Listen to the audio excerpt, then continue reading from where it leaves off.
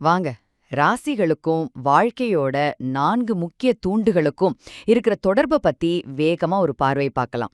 ஜோதிடம்னா வெறும் எதிர்காலத்தை சொல்றது மட்டும் இல்ல. அது நம்மளோட உள்ளார்ந்த நோக்கத்தை புரிஞ்சுக்க உதவுற ஒரு கருவி.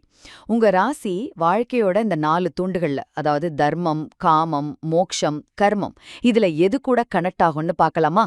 முதல்ல தர்மம். இது நம்ம கடமை, நேர்மை பத்தின பாதை. இதுல ஒரு இன்ட்ரெஸ்டிங்கான விஷயம் என்னன்னா, சிம்மம், தனுசு மாதிரியான ராசிகள் அவங்களோட எனர்ஜியால தர்மத்தை நிலைநாட்டுவாங்க. ஆனா மீன ராசி கருணை மூலமாவும், ரிஷபம் அவங்களோட அந்த அசைக்க முடியாத நிலைத்தன்மையாலையும் தர்மத்தோட தூண்களா நிக்கறாங்க. ரெண்டாவதா காமம். இது நம்ம ஆசைகள், உறவுகள், அன்பு இது எல்லாம் பத்தி பேசுது.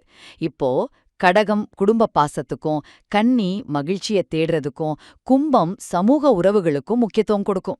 அதனாலதான் இவங்கெல்லாம் இந்த குரூப்ல வராங்க. மூணாவதா மோக்ஷம். இதுனா என்ன?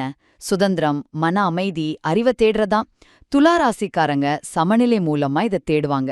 மகரம் ஒரு லாங் டேர்ம் பார்வையோடையும், மிதுனம் அவங்களோட ஷார்ப்பான அறிவுத்திறனாலும் இந்த விடுதலையை நோக்கி போவாங்க. கடைசியா கர்மம். இது மத்ததை விட கொஞ்சம் வித்தியாசமான பாதை.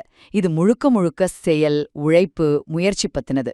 பாருங்க, மத்த எல்லா பாதைகள்லயும் பல ராசிகள் இருக்கு. ஆனா இந்த தனி பாதைக்கு மேஷம் மட்டும்தான் சொந்தக்காரர்.